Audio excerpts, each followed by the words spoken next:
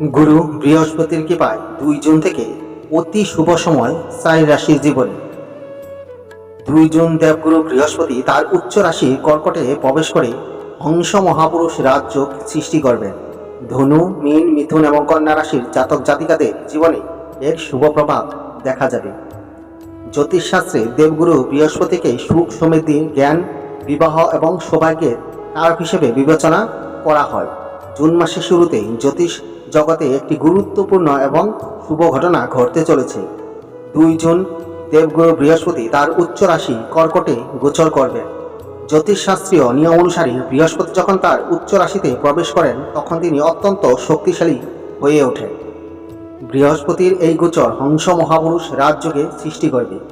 বৈদিক জ্যোতিষশাস্ত্রে পঞ্চমহাপুরুষ যোগের অন্যতম হংসযোগকে সবচেয়ে পবিত্র এবং সৌভাগ্যজনক বলে মনে করা হয়, যা আকস্মিক উন্নতি, থেমে থাকা প্রকল্পগুলির গতি বৃদ্ধি এবং প্রচুর আর্থিক লাভ নিয়ে আসে। হংস মহাপুরুষ রাজযোগে মালামাল রাশি মিথুন রাশি, ব্যবসায় নতুন অংশীদারিত্ব এবং আর্থিক লাভ। ব্যবসায়ীদের জন্য 2 জুনের পরবর্তী সময় বিপুল মুনাফার সময় হিসেবে প্রমাণিত হবে।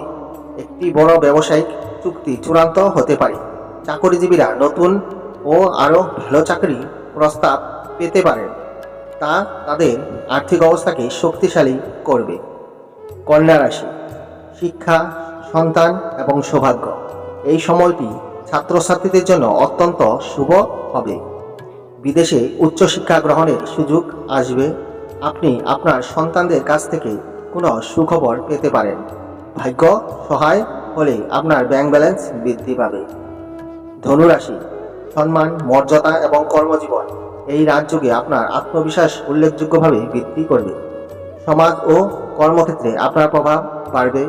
আপনি যদি দীর্ঘদিন ধরে উচ্চতর পদ, বেতন বৃদ্ধি বা পদোন্নতির জন্য অপেক্ষা করে থাকেন, তবে জুনের শুরুতেই আপনার সেই ইচ্ছা পূরণ হতে পারে। মীন রাশি, আনন্দ, সম্পদ এবং শুভ ঘটনা। বৃহস্পতির এই গোচরে মীন রাশির জন্য আশীর্বাদ স্বরূপ হবে। জমি, বাড়ি বা নতুন যানবাহন কেনার প্রবল সম্ভাবনা থাকবে। পৈতৃক সম্পত্তি সংক্রান্ত পুরনো বিবাদের সমাধান হবে এবং পরিবারে কোনো শুভ ঘটনা ঘটতে পারে। দেবগুরু বৃহস্পতিকে সন্তুষ্ট করার জন্য বৃহস্পতিবারে হলুদ রঙের জিনিস দান করুন। বৃহস্পতিবার মন্দিরে ছোলার ডাল, হলুদ রঙের পোশাক, কালা জাফরান দান করুন।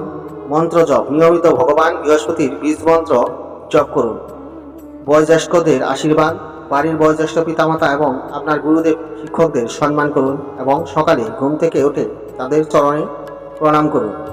হলুদের তিলক প্রতিদিন সকালে স্নানের পর কপালে ও নাভিতে হলুদ ও জাফরানের তিলক লাগান। ওম নমো ভগবতে বাসুদেবায়।